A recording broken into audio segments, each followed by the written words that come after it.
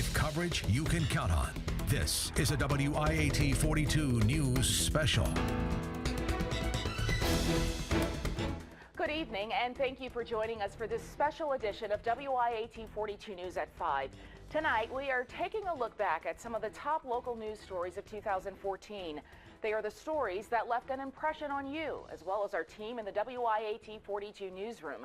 Whether it's news, weather, or sports, WIAT 42 News was there to bring you coverage you can count on, with stories that matter to you.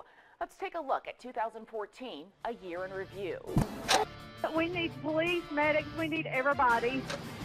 Brown family, stay strong. We didn't expect this outcome. And the building itself is shaking. You can kind of hear that in the background. We begin with a Tuscaloosa native accused of deliberately leaving his 22-month-old son in his car while he went to work at the Home Depot corporate office in Marietta, Georgia on a hot summer day. WIAT 42 News reporter Natalie Tejeda was at the courthouse in Cobb County, Georgia in July when investigators revealed disturbing information about what 34-year-old Ross Harris was allegedly doing while his son was dying. I think the evidence now is showing intent. Detective Phil Stoddard said as little Cooper died, his father was exchanging lewd messages and photos with 6 different women, including a teenage girl. These conversations he was having, of what nature were they? The most common term would be sexting. Prosecutors say before the toddler's death, Harris searched the internet for information on better living without children and how to survive in prison. Harris and his wife, Leanna, who was also in the courtroom, had taken out 2 life insurance policies for their son. The day Cooper died, she went to pick him up at his regular daycare, but was told the boy was never dropped off. And in front of several witnesses, all of a sudden she states, Ross must have left him in the car. Detective Stoddard said neither parent showed much emotion. He talked about losing his job. What are we going to do? I'm going to lose my job. I'll be charged with a felony. Did his wife ever say anything to him about what he said to police? She had him sit down, and he starts going through this, and she looks at him. She's like, well, did you say too much? A defense witness who was at the scene testified Harris seemed genuinely upset. He was saying, oh my God, my son is dead. Oh my God, my son is dead. Defense lawyer Maddox Kilgore insisted Harris made a tragic, unintentional mistake. The results were terrible, awful, and that man's going to have to live with those for the rest of his life, as is his wife, as is his family, as is the community.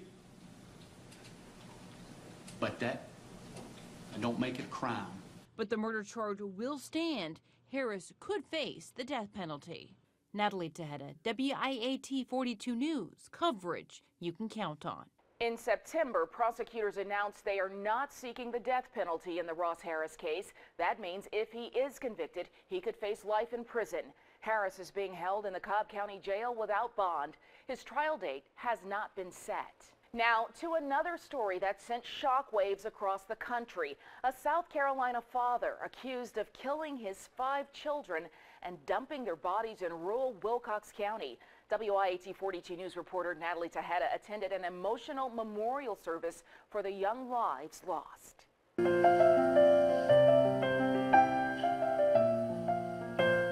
Dozens of happy, smiling faces slide in and out of frame. The room is silent except for the music and an occasional sob. On the screen are the Jones kids in happier times. 1-year-old Elaine, 2-year-old Gabriel, 6-year-old Nathan, 7-year-old Eli, and 8-year-old Mara Grace. All are believed to have been killed by their father, Timothy Jones Jr., on August 28th in their South Carolina home. When something like this happens, we just think about where those children are now. There's nothing we can undo, nothing we can change. We wish we could. We think about those children being in heaven. These 5 souls were undoubtedly the light of their grandparents' lives, as seen by the pictures and by the depths of their grief. And as they and other family members struggle to cope and understand the loss, you can tell they aren't ready to let go of their balloons or their memories. You put it in one part of your heart and your head, and you go on and try to get ready for tomorrow, because we don't know what will happen tomorrow. You know, we're told that. We hope it's going to be okay. We are thankful that there are more good things happening in our lives. Generally speaking, there are things like this. Just have to go on, though. Natalie Tejeda, WIAT 42 News, coverage you can count on. The children's father, 32-year-old Timothy Jones, is charged with 5 counts of murder. We need police, medics, we need everybody. What's going on? We had somebody come in. Shut the door. Ma'am, what's going on? What happened? I don't know what happened. Okay, can I speak? They're shot. In September, a workplace shooting rocked Birmingham. An alleged disgruntled worker opened fire at the UPS center near the airport, killing 2 managers before turning the gun on himself. WIAT 42 News reporter Mike McClanahan talked to friends and neighbors of the victims. Fred Smith, a family friend of 33-year-old Doug Hutchison, says the young man grew up across the street and played with his own children. Smith is struggling to make sense of what happened. He grew up here in this neighborhood most of his life, just a great kid, well-mannered. He's just a good kid. I mean, he grew up to be a good man. He's got 2 young kids. He was a good father. Just got along with everybody, never had any problems. It's just a tragedy, it really is. Loved ones of 46-year-old Brian Callens are also devastated. They describe him as a jewel and say the world was a better place with Callens in it. Genuine, upstanding, anything he said he would do, you know, loved by everybody. I mean, I lost somebody that I'll never get back, and it hurts. It hurts bad. I mean, I love him. I love him, and Erica loves everybody. I mean, there's not enough stuff I can say that would justify his life, and that's the truth. And I'll miss not having him in my life, period. Mike McClanahan, WIAT 42 News, coverage you can count on. It's a story we've been following for 3 weeks now, and no doubt we'll continue following it well into 2015. We're talking about the elimination of UAB's football, rifle, and bowling programs. As WIAT 42 News reporter Michael Oder shows us, there's a lot of anger on the campus among students and faculty. It's been at every game, no matter the distance. No matter the distance. Raw emotion from UAB football players. This video is from their meeting with UAB President Ray Watts. Some of these cats came from 3,000 miles away to play here, to be a part of this. It's that raw emotion that is rippling through campus and other organizations that were cut. They needed us so that they could have an equal amount of girls and guys on scholarship, and when they cut those guys, they cut us because they didn't need us and they didn't care about us. The UAB rifle team found out Tuesday morning from their coach. Coming to us and directly saying, you know, this has happened, we're sorry it happened. No one said anything. In a meeting closed to the media, Assistant Vice President for Student Life Andy Marsh answered students' questions, although many in attendance wished it was President Watts. We've yet to hear from the president of our university. I know the football team, he has spoken personally to the football team and heard some of their concerns. However, there's a campus of over 19,000 students that have their own concerns. Sarah Banks is a freshman and chose UAB because it's her hometown. Now she'll be making another big choice. We will get to compete next semester, so I'll definitely be here to shoot.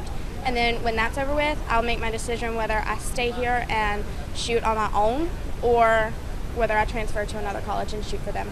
Michael Oder, WIAT 42 News. Coverage you can count on. WIAT 42 News will continue to stay on top of this story into the new year. To stay up to date with any new developments, be sure to visit our website at WIAT.com.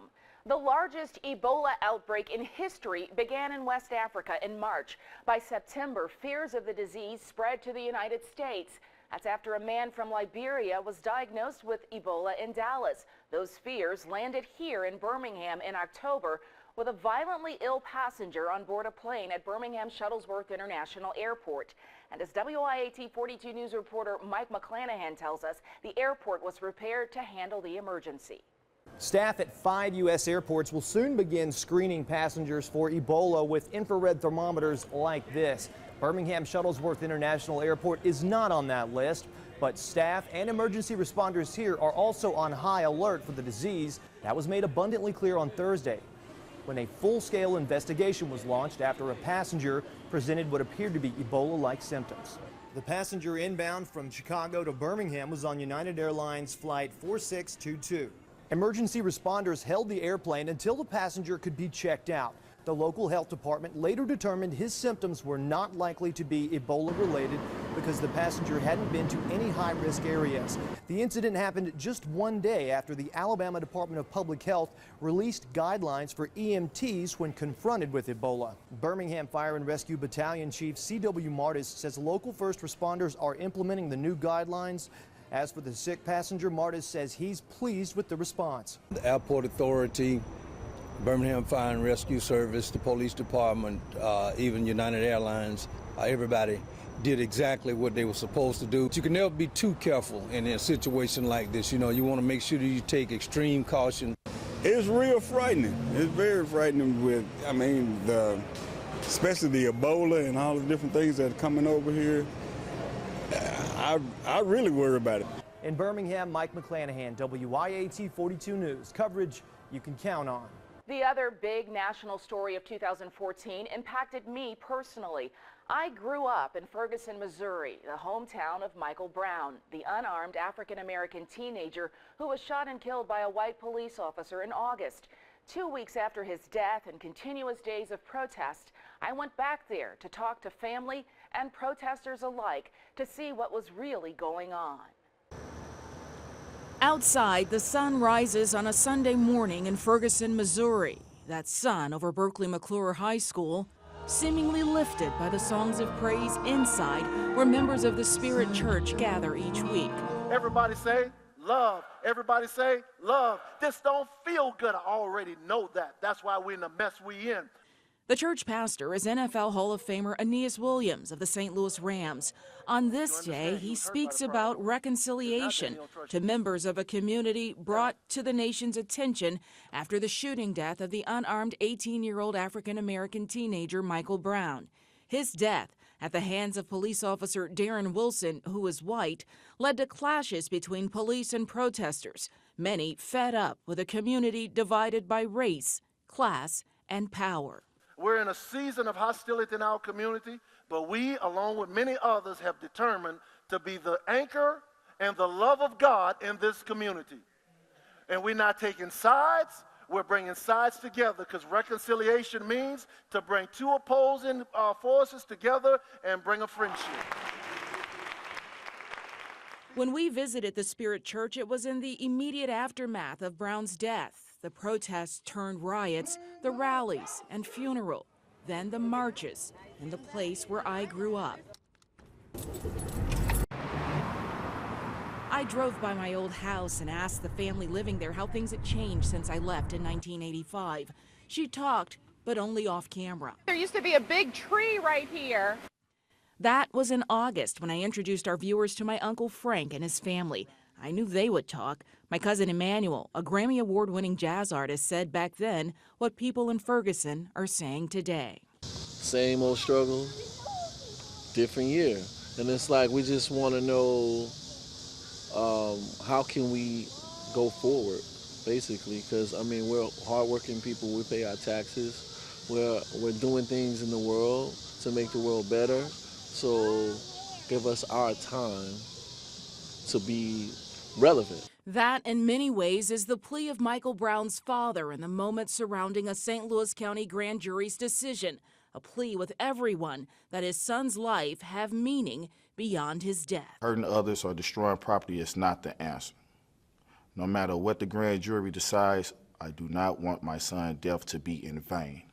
Still ahead in our look back at 2014, groundbreaking diabetes research and wild weather. We have first responders that are actually helping to rescue some of the residents. They're going to keep an eye on this weather. We're going to do the same. That they either helped or got help this morning from one of their neighbors. And the building itself is shaking. You can kind of hear that in the background. 42,000 people are without power. If you don't have to be on the road, don't get out here. I wanted to come out here and see just how cold it is. But there is substantial amounts of ice coming off of this.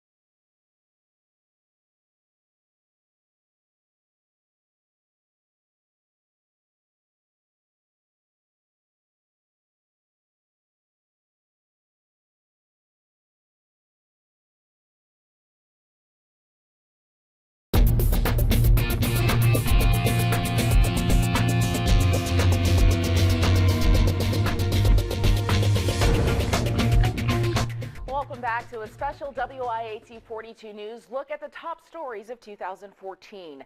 Now to a story you saw first right here on WIAT 42 News. In early November, our reporter Chris Womack broke the news that after more than a decade of research, scientists at UAB have cured diabetes in lab mice.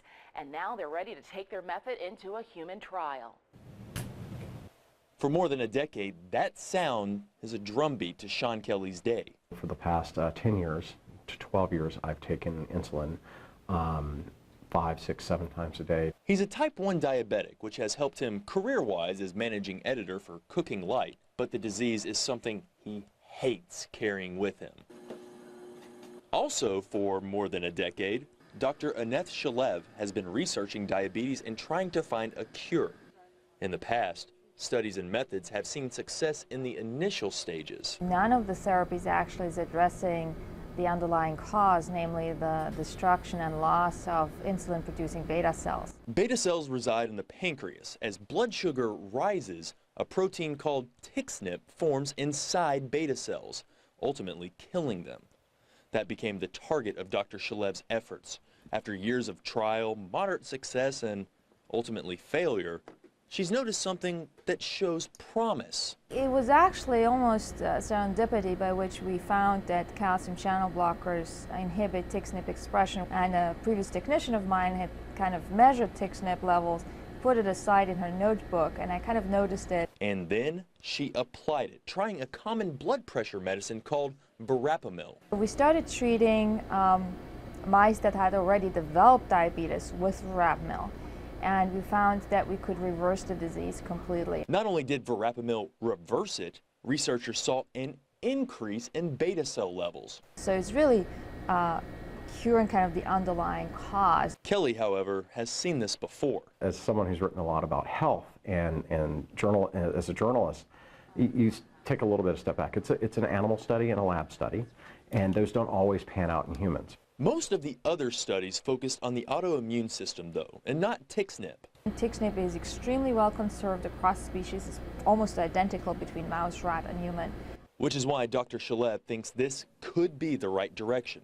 Just because he's skeptical, it doesn't mean Kelly isn't a cheerleader. We would love to see the cure come out of our, a cure for this disease come out of our own backyard. It's a dream of every, I guess, medical researcher to try to be able to bring something from the bench to the bedside. The clinical human trial will begin in early 2015.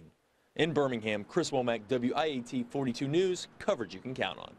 The human clinical trial will include people with diabetes between the ages of 18 and 45 years old. It'll be a double-blind study with half receiving verapamil and half receiving a placebo. Participants must be newly diagnosed with type 1 diabetes. To learn more about the study and how you can sign up for it, go to our website at WIAT.com, click on News, then Links.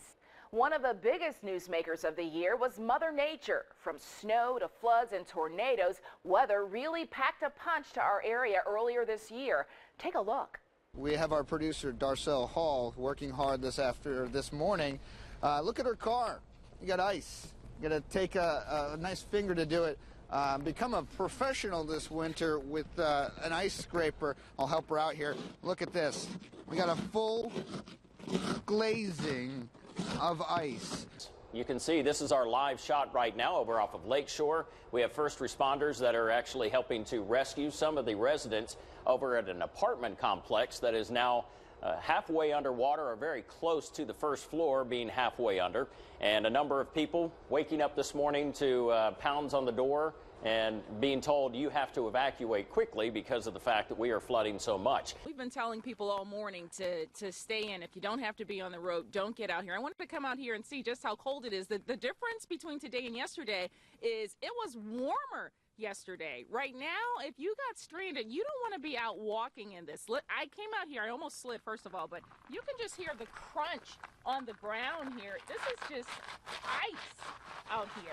And can you imagine trying to drive on that? What I'm holding right here, this is an E. It came off of this church's bulletin board. You can see letters just like this, lots of debris scattered all across this parking lot. It looks as though something just smashed through that sign, but that's not all that the wind took away from this church. If I step to the side here, you can see right here, well, that's the church's steeple. We are actually taking shelter inside the Kangaroo. The power went out about 5 minutes ago. We're in Graysville. There's very strong wind, very strong rotation. The building itself is shaking. You can kind of hear that in the background. And again, you can hear the wind. I'm going to hold the mic up for a second, just buffeting outside.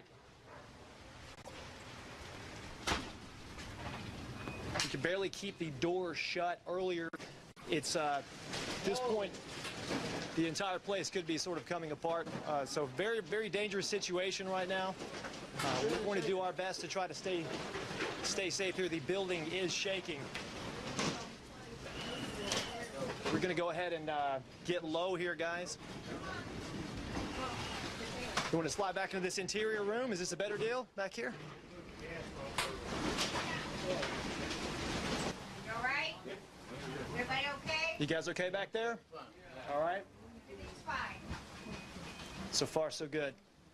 It's powerful, but not that powerful, because it could be done blow the building down by now. But, you know, we're in good hands. You know? It's an encouraging thought. Yeah, we're very thankful again for the staff here for letting everybody come in. I appreciate it. Yeah, man. Great people. You know, God bless you. Alabama and Auburn football fans had a lot to cheer about in 2014. We'll run through the highlights when we return.